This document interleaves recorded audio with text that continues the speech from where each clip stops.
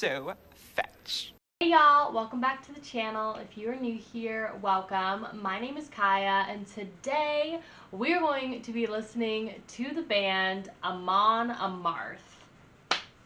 That is right. This is debated on my Discord as Viking metal or Viking themed melodic death metal, which is, I think, a thing. So let's see. Hold on. Amon Amarth. They are considered Swedish melodic death metal. Okay. Cool. Swedish melodic death metal or Viking metal, if you want to call it that. It's debated, like I said. Anyway, big day, big video. I'm super excited. The Swedes, man, they just know how to do music and they know how to do metal very, very well. So I'm super excited. We have 5 songs from 5 different records, and we are going to see about 10 years worth of their discography today. It's going to be really, really awesome. If you haven't subscribed to the channel already, do so. We have officially hit over 10,000 subscribers, so thank you so much to every single one of you who subscribed. We're getting a Twitch ready to go, and we're just doing a bunch of different things. I'm working on so many different videos for, you know, the year. There's a lot going on, so stay tuned. Join our Discord, the Mosh Pit. You can follow the link down below. Come and join. We have 170 members now, and that's really exciting. What else? Like and share the video with a friend. Let me know stuff about Amon Amarth. Have you seen them live? What's your favorite record? What's your least favorite record? And what do you think about their more current stuff? Is it stronger than their older stuff or vice versa? Let me know. That's really all I have. So without further ado, let's listen to Amon Amarth. The first song we are going to be listening to today is called The Fall Through Ginnungagap. And it is off their 2001 record, The Crusher. Ooh, wow.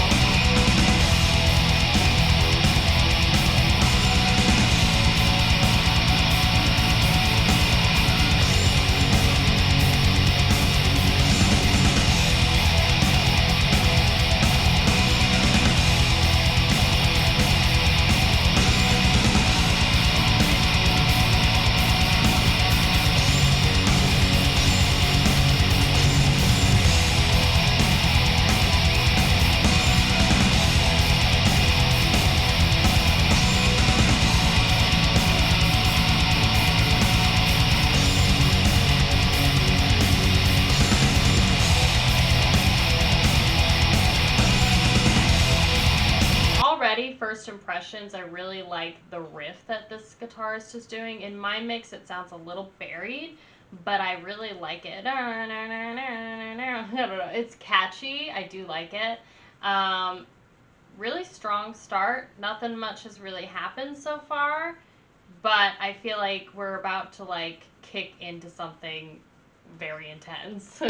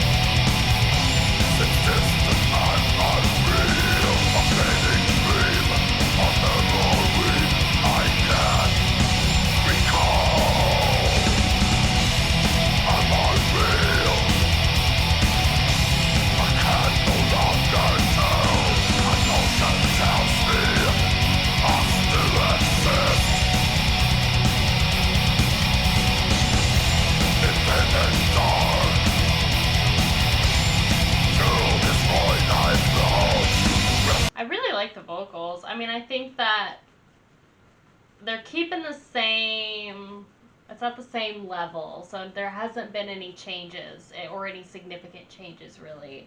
And we're almost 2 minutes into the song, so that's a bit iffy. But I can understand his vocals. I can understand what he's singing and saying, and that makes me really happy. So I'm really hoping that they change it and that they break it down. Okay, let's continue. Waiting all the time when I can never die. Yep, there it is.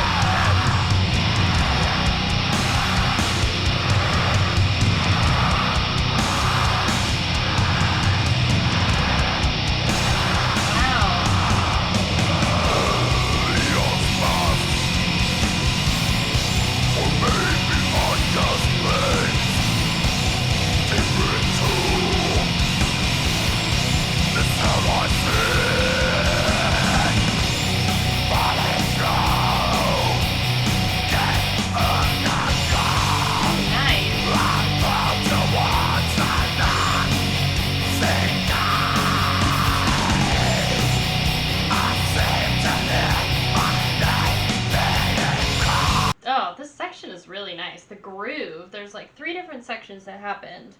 So we kind of got into this, like, I don't know, more chorusy, heavier part, and they were doing some sort of, like, I don't know, chanty guttural thing, and it sounded like this. Like they were panning it like this, like all these, I don't know, it was very ethereal almost. And then we got into this pocket, this like nice groovy pocket, and now this section, they brought it up a little bit, so it was like, this nice pocket. And then afterwards they made it go a little faster. And they're adding these little stops, just little tiny ones, but it adds to the groove, and I really, really like it.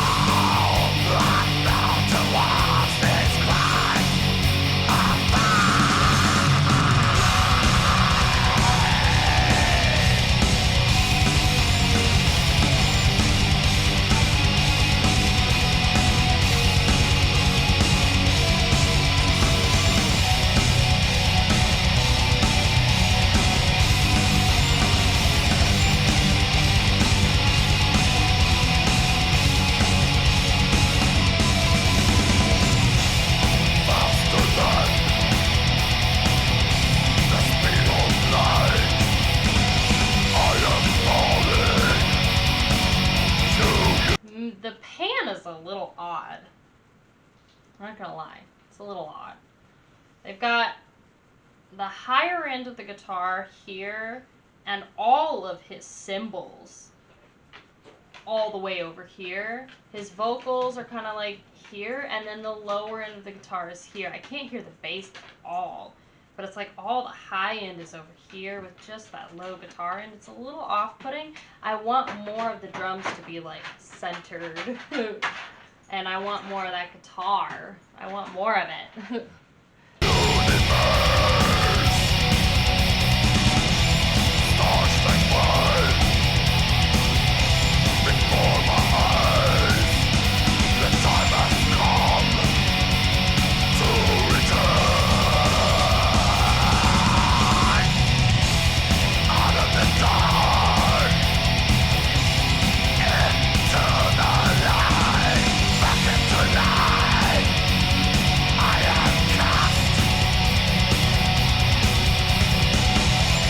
By my side.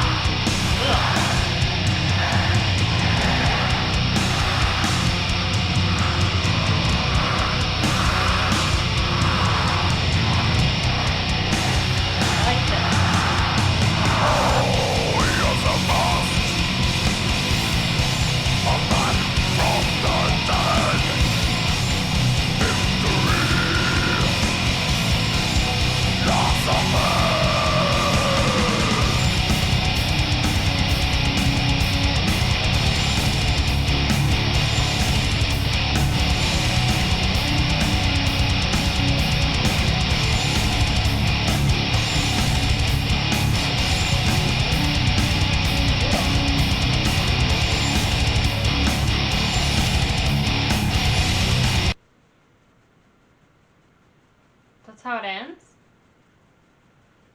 Ah. That's just how it ends? I feel like that's so short.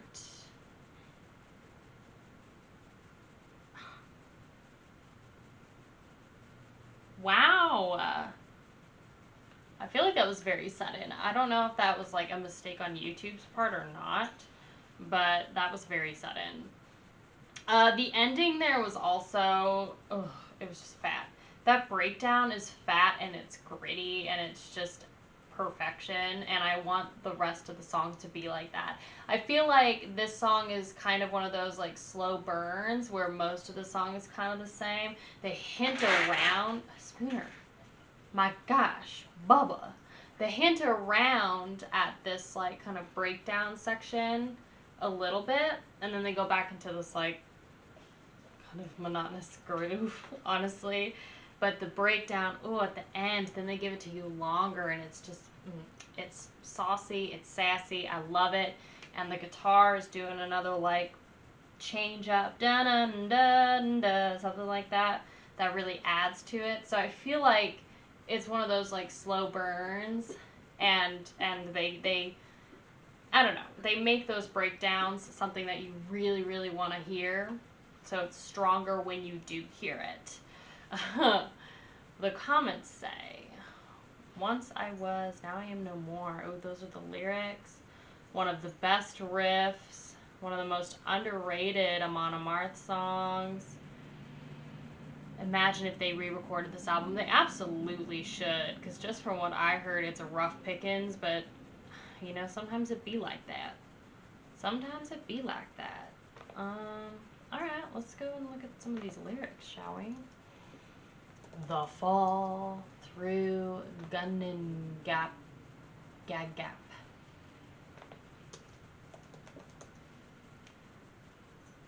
It's definitely gritty, and his vocals did sound really good. So track 8 off of the Crusher. Spooner, why? Just hush. Ginnungagap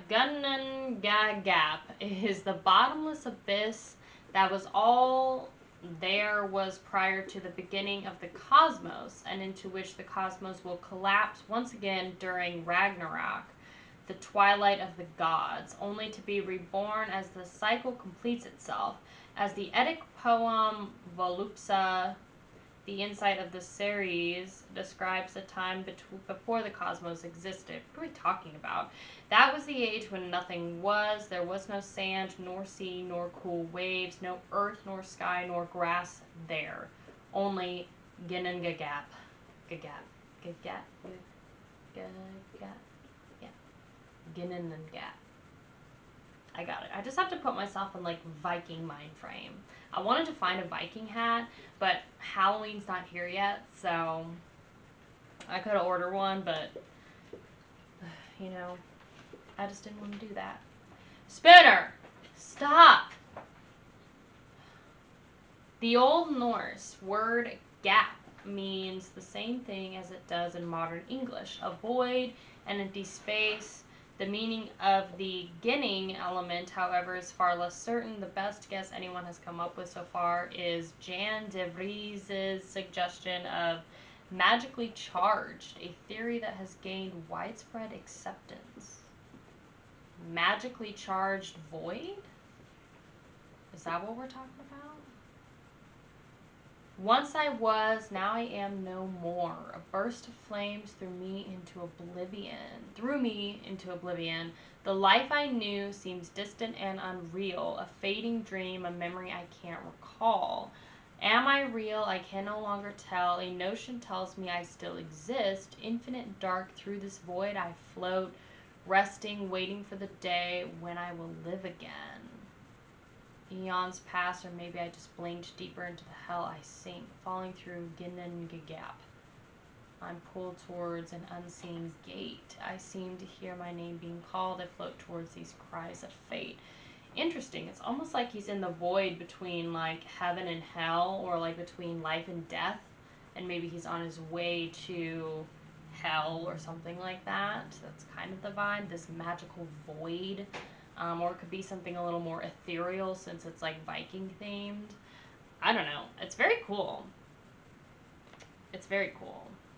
Okay, so the next song we're going to listen to is called Pursuit of Vikings, and it's from their 2004 record, Fate of Norns.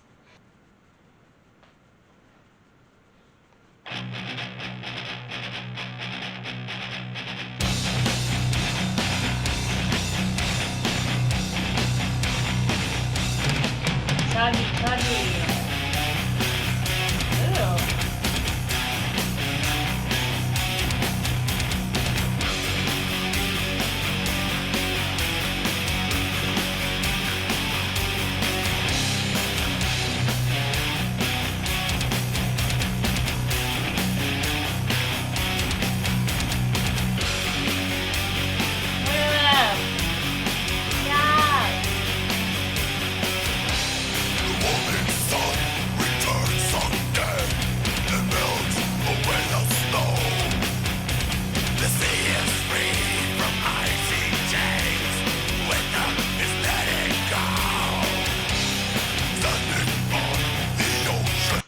Like the groove of this song better. It's just like it got to the point a lot faster. I'm sorry, it did.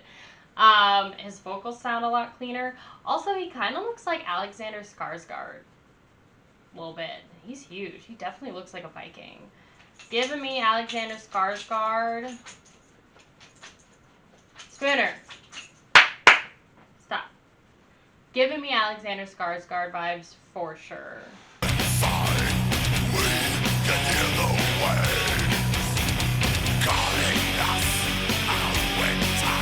So much hair flipping.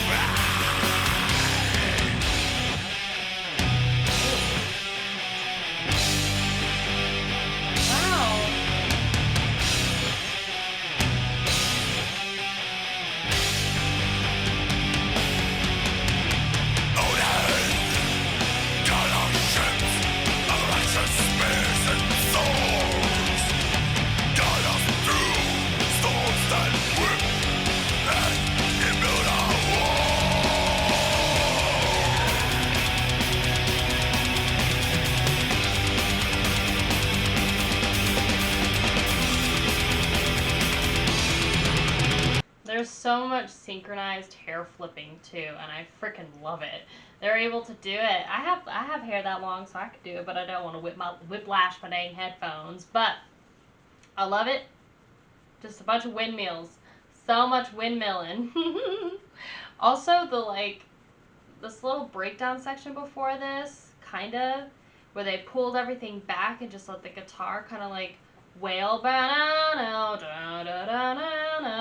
it was really nice. I feel like you could kind of hear some of the like room noise that the amp was in, which was kind of tasty.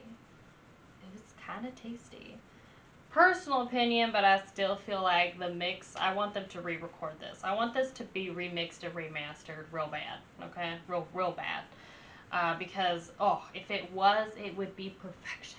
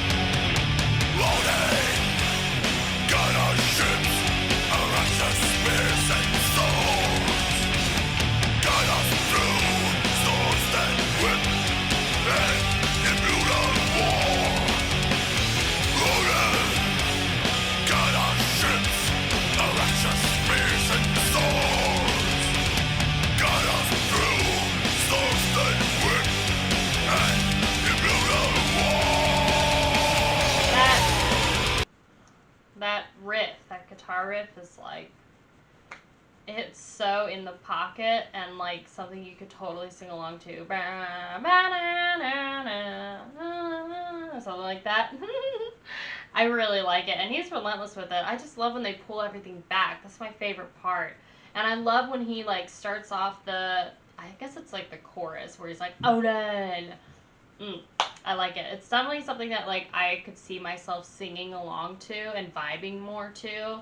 Because it's more groovy. It's something you can kind of snap to a little bit more than the first song. Although the first song again is more like slow burn, like itching for those breakdowns, you know.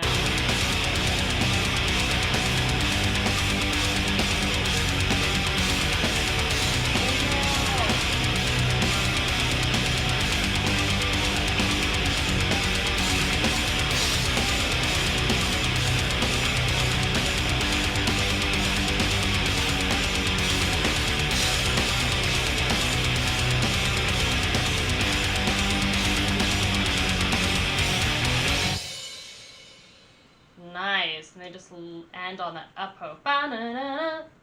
Nice. The synchronized windmills are just like, that's everything. That's everything that I wanted it to be and more. Because it looks so dope, especially this outro. Just like instrumental outro, everybody just synchronized windmilling. Beast. And I love how he just sang that whole song without a shirt on too. This band has literally no bad songs. Oh man, these guys are so effing underrated. This was the first Amon Amarth song I ever heard, and I instantly loved this awesome band. This is the most metal music video I've ever seen. Fire, headbanging, naked, long-haired, and bearded band members, cool guitars, forests, ruins, a Viking singing about spears and swords. Everything is perfect. Oh man, these guys have helped me get through a lot of long nights at work. If you didn't grow a beard by the end of the song, you didn't play it loud enough. Oh man. My car suddenly turned into a Viking ship when I played this song. Good lord, y'all are hilarious. Oh, what is this called? The Pursuit. The Pursuit. What? Vikings. Of course. The Pursuit of Vikings. What else are we talking about? Man. I feel like, yeah, Amon Amarth is pretty underrated, right? What do we think? Track number 4 on Fate of Norns. Is there anything on this song? No. Definitely like Game of Thrones-esque.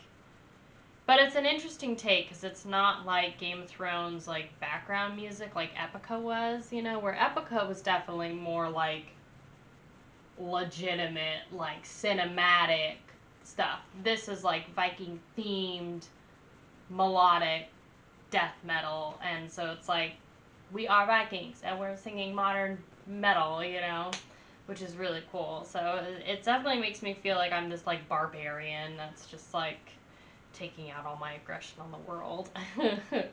The warming sun returns again and melts away the snow. The sea is freed from icy chains. Winter is letting go. Poetic. This is not approved, but it says summer is approaching, which means the Vikings can go on a raid. Standing on the ocean side, we can hear the waves calling us out with tide to sail into our fate. Odin, I love this part. Guide our ships, our axes, spears, and swords. Guide us through storms that whip and in brutal war. Nice. Our ships await us by the shore. Time has come to leave our country, family, and homes for riches in the east. Some of us won't return, but that won't bring us down. Our fate is written in the web, woven by the Norns. In Norse mythology, the Norns, pronounced like norms with an N instead of the M, Old Norse Nornir, are 3 female divine beings who have more influence over the course of destiny than any other beings in the cosmos. They dwell within the well of Erd beneath, oh man, Bubba, what's that? Drassel. Yggdrasil? The great ash tree that stands at the center of the universe and holds the 9 worlds in its branches and roots. They shape destiny by carving runes into the trunk of the tree or in some sagas and poems by weaving destiny like a web or tapestry. Super like Game of Thronesy. Reminds me of that tree that Bran fought so hard to be in. Okay? Horrible ending for a show. Still ticks me off, but I don't know what's worse. Let me know in the comments. What's worse? The ending to Dexter or the ending to Game of Thrones? I know. I'm sorry that you have to pick between the two of them, but I'm very curious to know what your response is. I really liked this song. Like I said earlier, I think it's groovy. I think it's in the pocket. I think it's really catchy. Something that you can sing to, snap to, play in the car, and just go boom, boom, bap. It's a vibe song. It's a bop. It's a bop and a half. And I like that the lyrics, I feel like the lyrics in this song in particular are definitely more Viking focused than the first song. It's very interesting to be in this place where we're actually listening to a modern metal band write songs about being Vikings. Like, I just feel like that's something we obviously have not had on the channel, but it's just something I've never experienced or heard. Like, modern band pretending to be something or, like, writing music about this. So it's very interesting, and it's cool to hear. And I mean, I'm into it. I like Vikings. I love medieval stuff, so I'm more than here for it. So, so the next song we're going to listen to is called Twilight of the Thunder God from their 2008 record, Twilight of the Thunder Gods. I'm very excited about this song. This title alone just sounds epic, so let's get into it.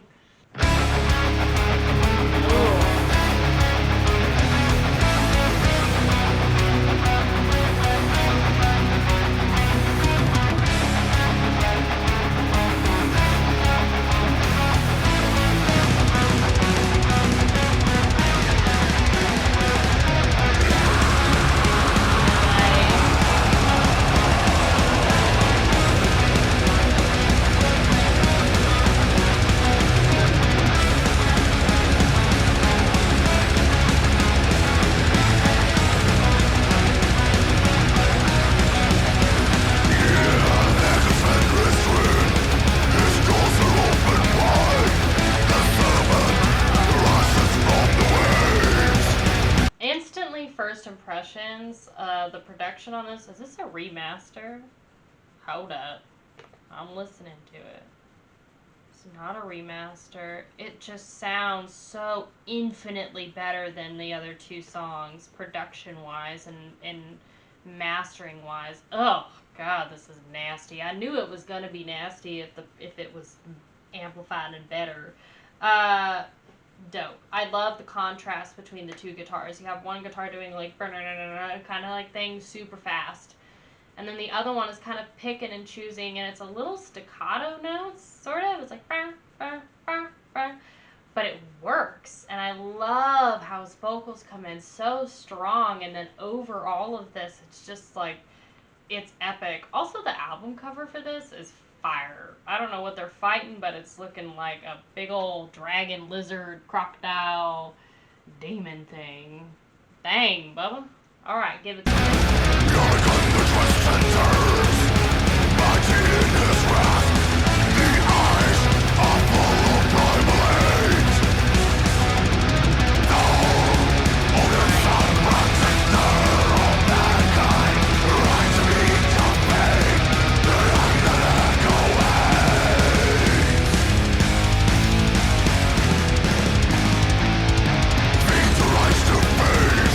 The snake with amber eyes.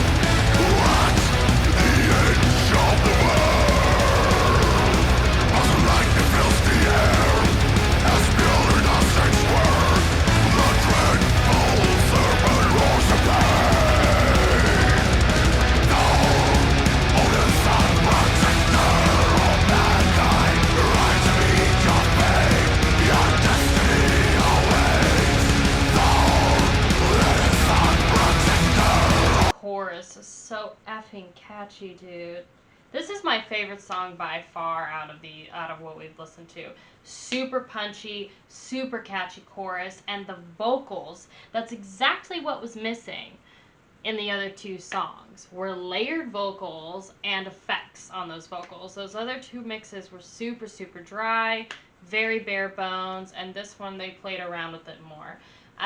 Some of the accents that they did in these verses, you know, world or something like that, they would reverb it out and kind of let it like echo out to give this bigger sound, and then it would be kind of this like clean and then echo out that last final word to really emphasize it.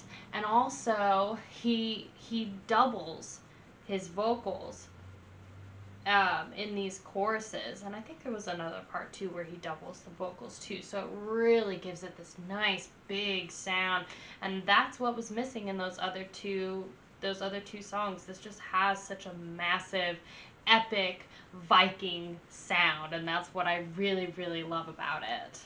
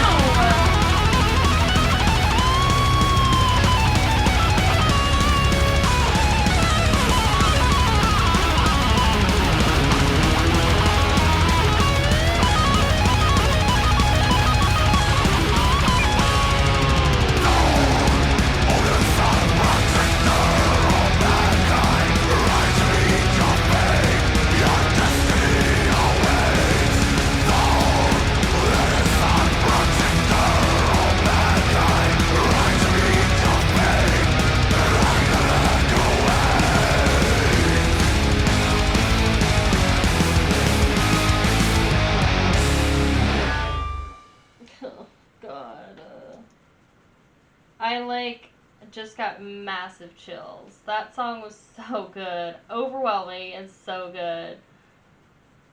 I think that's my favorite song. That's by far my favorite song so far that we've listened to. I knew it was going to be epic. You can't name your song Twilight of the Thunder God and not have it be some epic masterpiece. Okay? There was so many things in this end. Oh, man. The little guitar solos and their breakdown. Dude, I'm gonna get frown wrinkles from all this, like, stank face that I'm doing with these songs. I mean, I'm not kidding you. That breakdown was so fat and delicious and beautiful. Like a big old turkey sub sandwich, Bubba. Like, that thing was, I can't even, yeah. Basically, this song slaps, and it's the best song so far that we've listened to, production-wise, mastering-wise, just everything. It's everything I wanted and more. So I'm glad that they delivered with this one. They delivered in the other two, but their production definitely made it hard. I have a recommendation for everyone. Try listening to the song outside during a thunderstorm. It's one of the most badass feelings in the world, I bet. Anyone who says metal is just noise needs to listen to this song. It's amazing. It's really catchy, too. When my best friend got married, she asked all of us up on the dance floor to headbang to this song. Only 4 of us came up, but we had a blast. When you're a metalhead, discover Amon Amarth and start thinking the rest of metal is not enough epic. Oh, man. But see, I know that this is, like, just the tip of the iceberg, you know? Because I know, like, I mean, Epica's, like, epic. Epica is, like, cinematic, which is different. This is pretty epic, though, for being more, like, I don't know, standard metal's not the right word, but for being melodic death metal, like, this is good. So let's do Twilight of the Thunder God. And track 1. Wow, this is your freaking opener. Of course it is. What a strong opener, dude. Oh my lord. Where'd you record this? Fascination Street Studio. I don't want to look at your face. Go away. Free Will Sacrifice, Guardians of Asgard. That's another song that was like recommended, was Guardians of Asgard. The title track tells the story of the mythical battle between Thor, the god of thunder, and Jormungandr, the Midgard serpent. That's the other thing too, is like I recognized Asgard from obviously Thor, which is really cool that this is like, oh, please tell me that Thor, any of the Thor movies had some of frickin' Amon Amarth music in there, because that's a real missed opportunity if not. Or if they hired Amon Amarth to like make at least one song or do something with them, like, bro. But I wouldn't be surprised if they didn't, because honestly, normies are afraid of metal, so. There comes Fenris's twin. His jaws are open wide. The serpent rises from the waves. Jormungandr twists and turns, mighty in his wrath. The eyes are full of primal hate. Jormungandr is only able to twist and turn, for he is so long he is biting onto his own tail. Oh, this is that lizard creature thing. When he lets go, supposedly Ragnarok will come and the world will end. So Jormungandr, the titanic and awful Midgard serpent. Look at that thing. Oh, it's like a water snake. I thought those were like mountains on its back. Wow. Who is the wolf Fenris's brother, Loki's son by the vile Hel. Interesting. Norse legend states that during Ragnarok, the final battle, he will face Thor in a monarchy that results in the death of both. Actually, Loki's the father of 3 monstrous offspring. Fenrir, the wolf, which I recognize that name from corny, I know, but Harry Potter. There was Wolf Fenrir, he was a werewolf. Interesting. I feel like we just unlocked something. The Midgard serpent and Hel. Hel is a woman who is half of normal appearance and half blue like a corpse. She rules over the realm that bears her name. The mother of these 3 monsters was the giantess Angarboda. What? I love this kind of stuff, but I feel like everybody's related, and I feel like you got cousins who are also sisters, who are also brothers, who are also mother and daughter to, like, God in heaven and everything in between. That's how I always feel like it is. And everybody's got a special power, and somebody also, they all helped somebody die and somebody else live. Vingtor. Rise to face the snake with hammer high. Ooh. Vingtor is another name used to refer to Thor. This name is more traditionally rendered as Vingtor? Something? That's not a P, though. Interesting. The snake mentioned here is Jormungandr, whatever. Alright, I won't spend too much time through here, but Oh, they mentioned Odin again.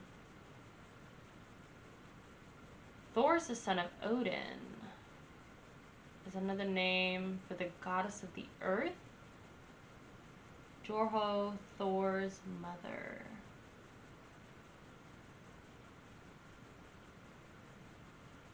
Odin. Oh. Dude, we're learning so much in this. I'm into it. I like I said, I love me some Viking stuff. Okay? I love me Viking stuff. Twilight of the Thunder God. Super cool that it's about Thor. I'm gonna be real disappointed if they didn't actually use Amon Amarth music in any of the Thor movies. Okay, so the next song we're going to listen to, we're going 3 years later from 2008 to 2011. We're going to listen to War of the Gods from their 2011 record, Suture Rising.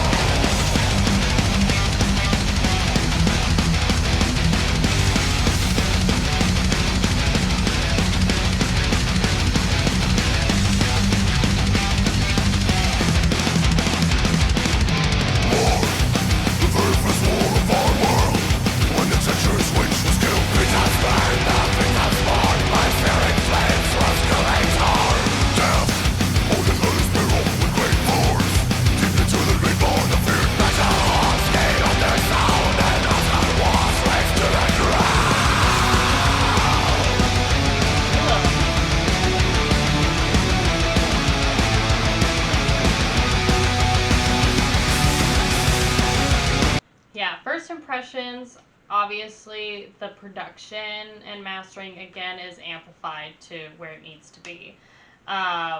This one I feel like is even more like clean than the previous track. I'm hoping it gets a little like grittier, but right now it still sounds very like overproduced in a way. Sorry, I ain't sorry. Just sounds like it's missing the grit that I want it to have.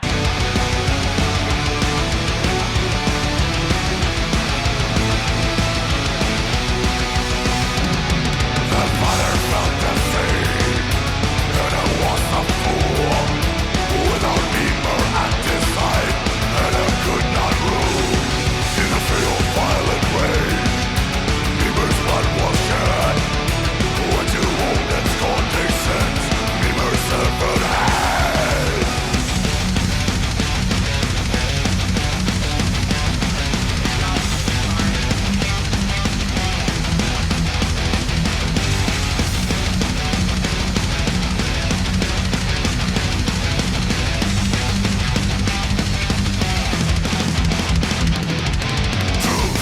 So a brittle and frail peace was forged, and to ensure that the peace remained not afraid to ask our Cain.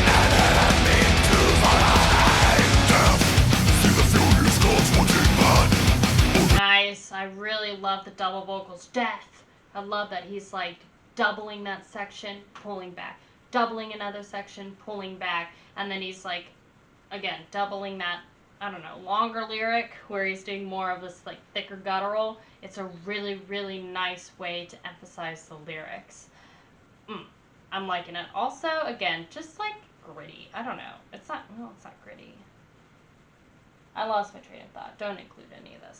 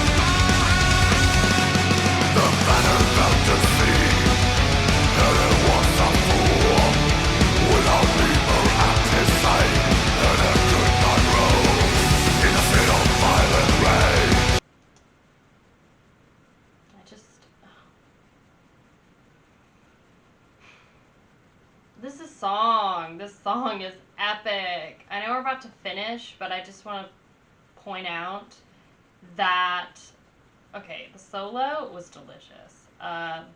Super simple. Lower octave to start for like 2 measures, higher octave for another measure, and then he gives it to you. And it was simple, and it wasn't like super out of pocket, but it was like, it was juicy. He was like, I'm gonna give this to you, you know, just a little bit. And also, whoever their audio engineer was, Bubba, he mic'd these drums perfectly. And then I don't think it was the same person like that mastered the track, but he has like one of the hi-hats mic'd, like he took the mic'd recording of that hi-hat and put it all the way here and put it way up in the mix for some of those verses, so you really can hear the work he's doing on that hi-hat and just like the flirting that he's doing on that.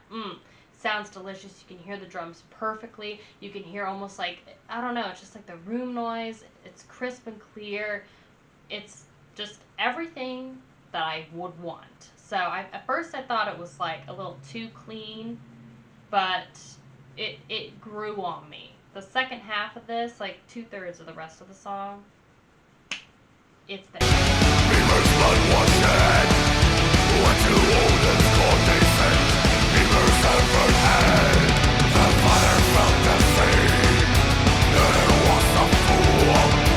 Without Beamer at his side, and I could not rule. In the field violent rage, Beamer's blood was shed. Went to Odin's court they sent. Beamer's severed head.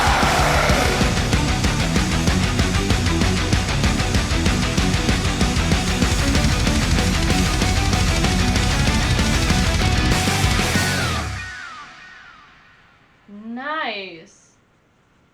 Ooh, with that little guitar note. Bow, bow, bow. Kind of like echoing out. Dude. This is definitely my second favorite. For sure. It's just punchy. And it's like still,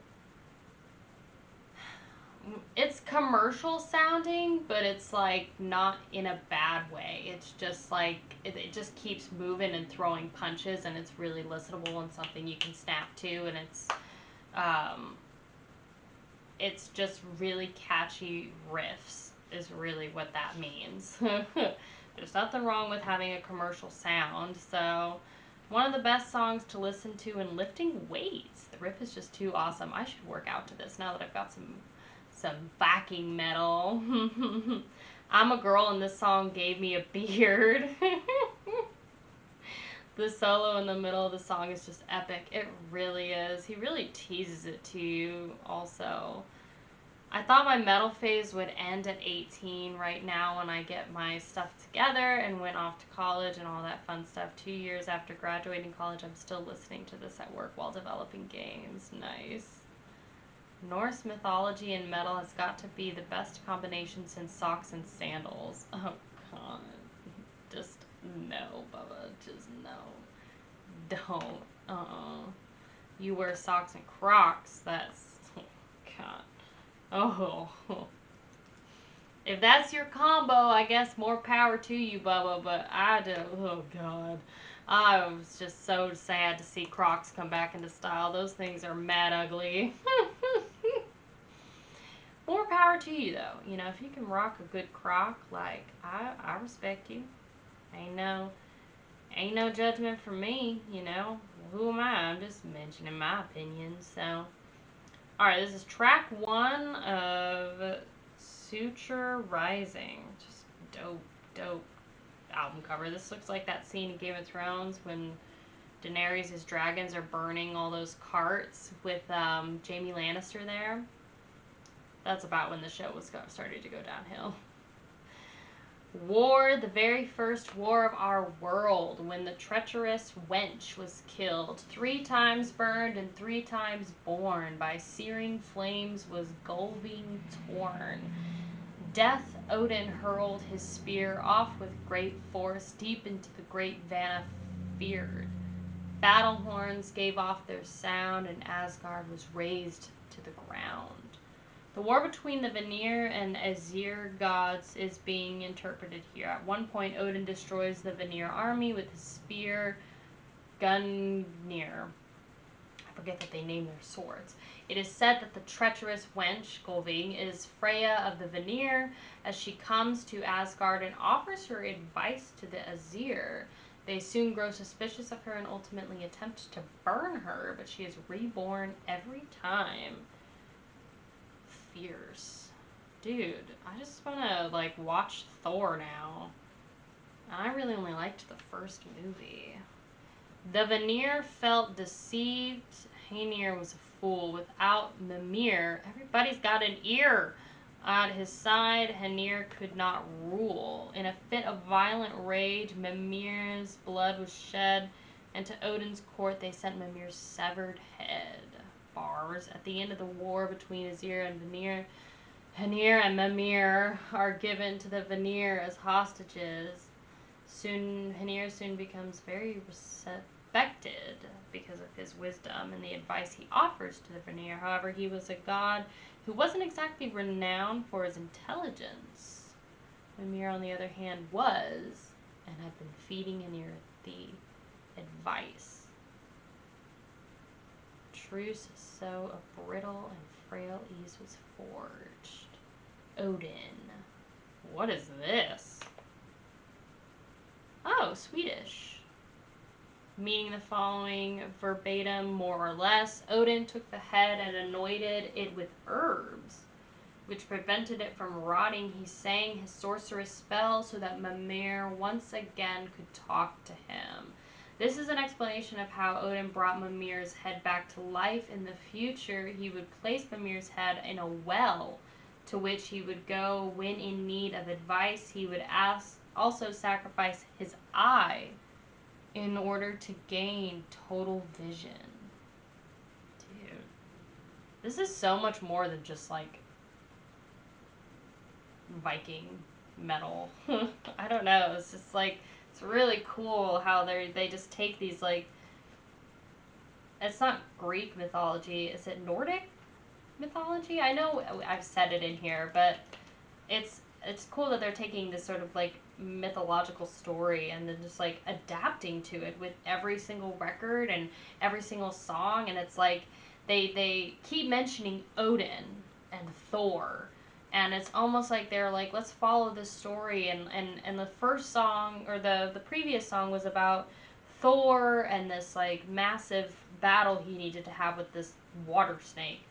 And now we're back to Odin, I guess his dad, and it's this big fight that he's having. So it feels almost like sort of this like prequel to this story that we're having here. So very interesting to see a band do this kind of stuff. It's very interesting to have a band do this kind of thing and be witness to it.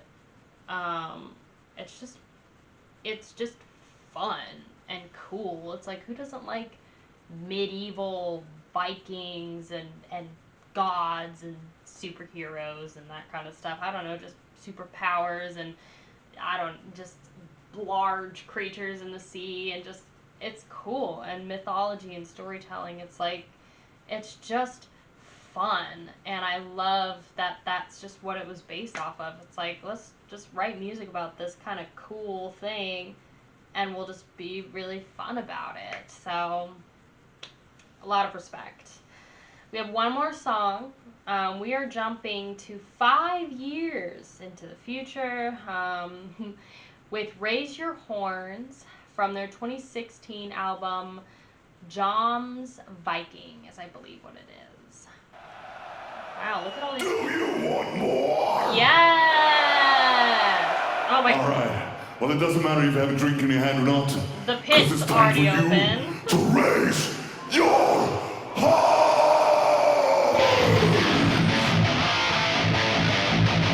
Now this is headbanging music. So let's go, fellas.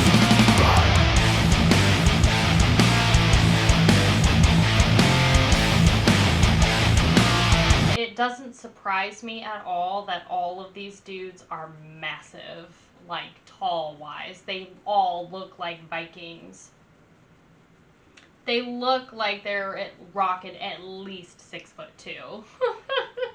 Oh man, and I love how in the crowd, this massive circle, the pit's like already open and ready to rumble.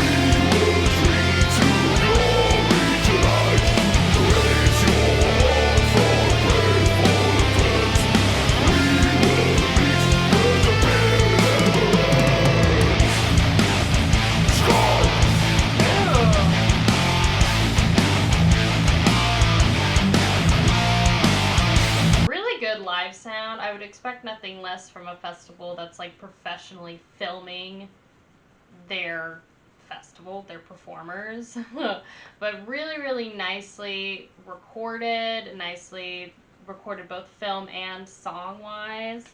And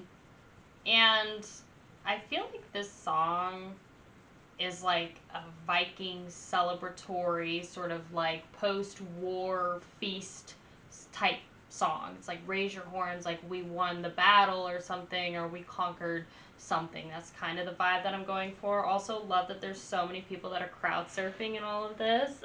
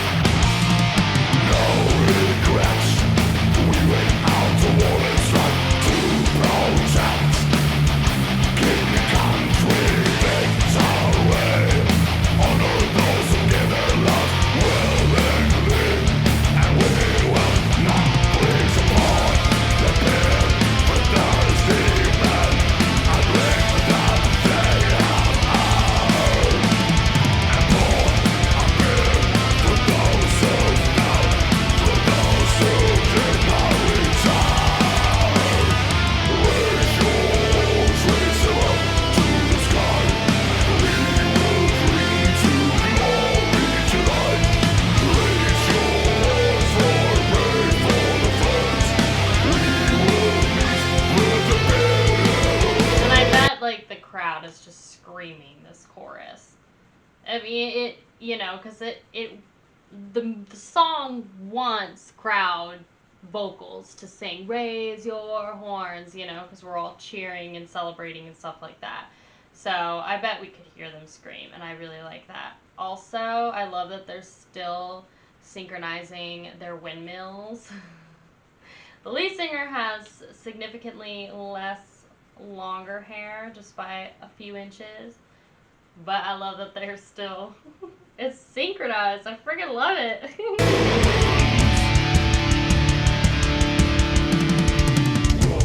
Oh.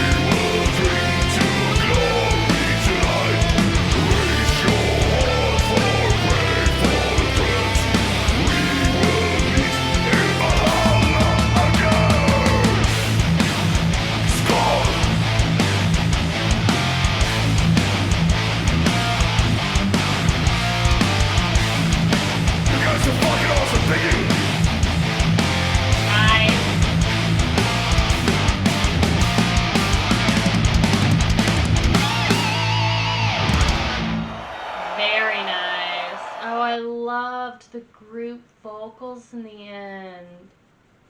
I was hoping that they were going to have something like that to really, like, engage with the crowd, because it's, like, the celebratory song. I bet this is, like, one of, like, a closer. It seems like it's kind of a closer, or at least, like, a good, like, mid set list song to kind of, like, transition you into maybe a different chapter, I guess, or something like that. I could see them having, like, some chapters for their shows.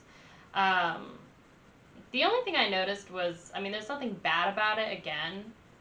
It's just super, like, commercial. Like, I can hear it. It just, again, it's not a bad thing.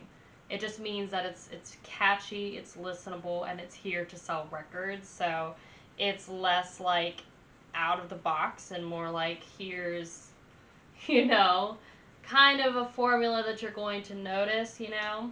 But it's still an almost 5-minute song, so it's not like Ariana Grande commercial, you know, by any means. But you definitely had, like, the formula of, like, the bridge and, like, this kind of group vocal section, super catchy chorus. I definitely really, really love the song and could hear myself, again, snapping along to this, singing it. I already, like, have the raise your horns, like, yeah, it's definitely something I could hear myself singing, listening to, vibing with when I'm in that mood. It's enjoyable, it's listenable, there's nothing wrong with it being like that. And obviously it's commercial because they have millions and millions of views and people that are fans of them. Cool. So let's go to the lyrics before I give you my final thoughts, which I was about to dive into.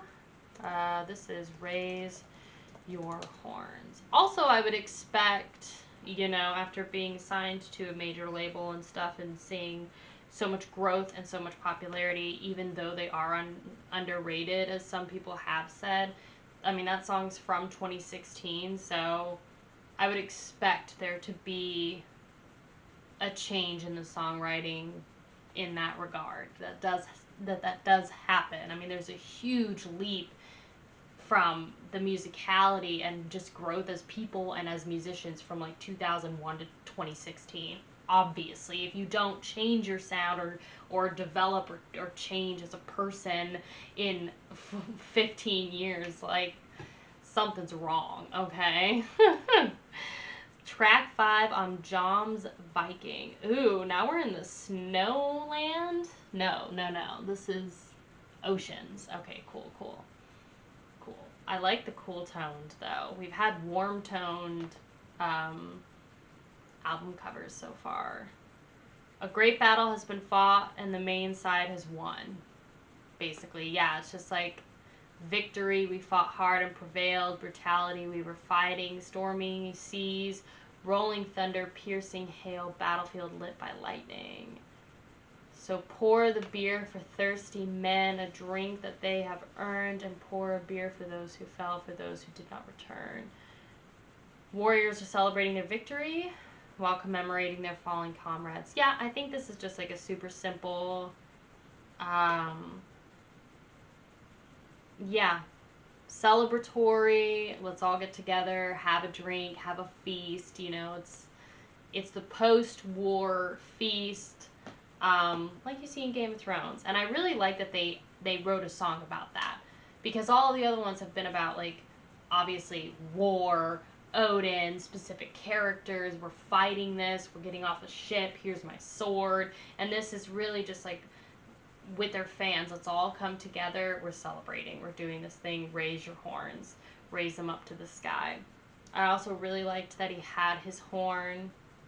I don't know if he actually had anything in it when he was drinking. I would assume he probably did, but I really liked that he had that as a prop in there. I think it just adds to the effect.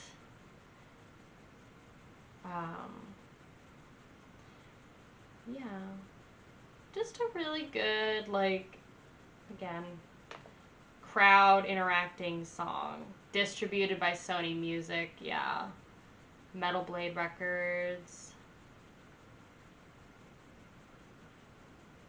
What did you think about this album?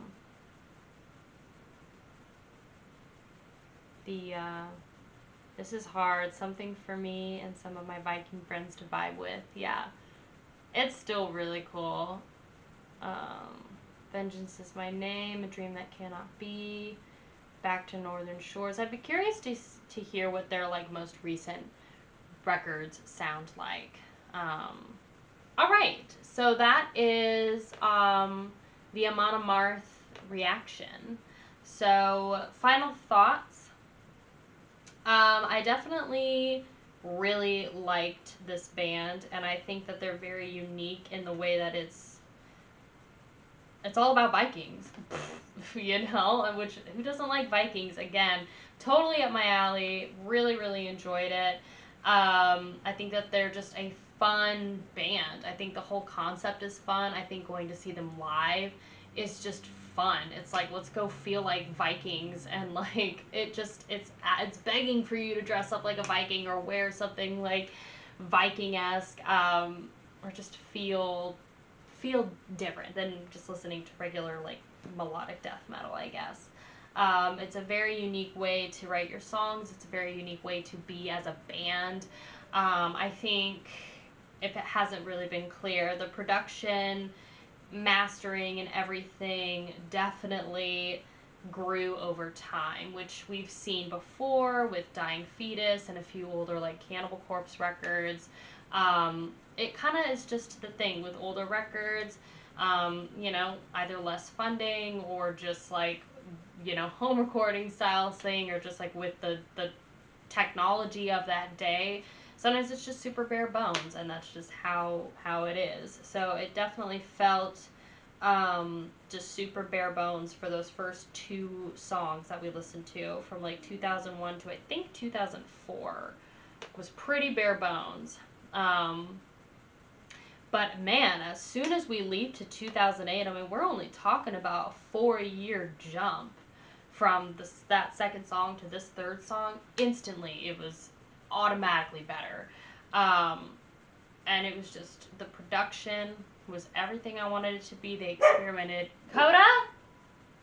They experimented with background vocals, doubling vocals. Kodah? Yeah, and I would be interested to hear what Raise Your Horns sounds like, the recorded version, what they did with those O's, if they had group chants, or some sort of choir or something like that.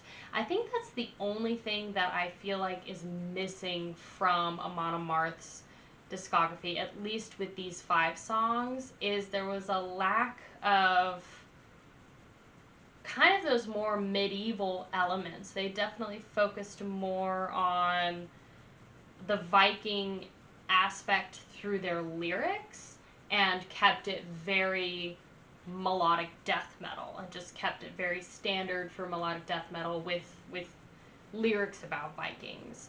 However, I feel like Raise Your Horns was the first example where we really got to see something that actually brought the Vikingness to the music, if that makes sense. Because it would have been cool for there to be cello, maybe some choir, maybe some like traditional Nordic drums, or I don't know, you could even have like little interludes of like a snake or the ocean or something like that. I don't know. Like, I'm just spitballing here. But regardless of that, it's still super, super solid. Very, very solid. I definitely think the last, like, I think out of these 5, I want to say Twilight of the Thunder God was easily their strongest, one of their strongest songs. And War of the Gods as well. Really, really nice breakdowns, really nice transitions, great vocals, and they were just really strong. The Crusher and Fate of Norns, just, I want to give them another chance. It's just the production on those 2 songs that it was just, and the final master, that was rough pickings, which is totally fine. Can be expected for some of those old records. Raise Your Horns, I think, again, really great. It's not my favorite. It's like my third favorite. I think it's still good, but it just feels more formulaic to me. But I also like, again, I like the vibe. I like that you can sing to it and stuff like that. So I digress. Amon Amarth, thank you for providing Viking themed melodic death metal. It's very special. So I hope y'all enjoyed this reaction and this video. Thank you so much for spending time with me today. Let me know what your favorite song was out of these 5, or what your favorite song is of Amon Amarth's in general. If you've seen them live, let me know what that experience was like. And if they have another record after this 2016 Jom's Viking one, what do you think about it? Or if not, what do you think about Jom's Viking? I'd be interested to know your thoughts. Do you prefer the newer stuff? Do you prefer the older stuff? Do you agree with me on like the production kind of getting better over time? And yeah, that's what I got. So make sure you subscribe to the channel so you don't miss a video from me, and you can join our metal journey. Also, join our Discord, the Mosh Pit. There's an invite link. If you want to send something to be featured in our metal unboxing videos, I have a PO box in the description as well. You can send stuff through there. And yeah, thank you so much for being here. Please take care of yourself. Stay safe. Whenever you are, wherever you are, and whenever you're watching this, I'll see you very soon. Bye, guys.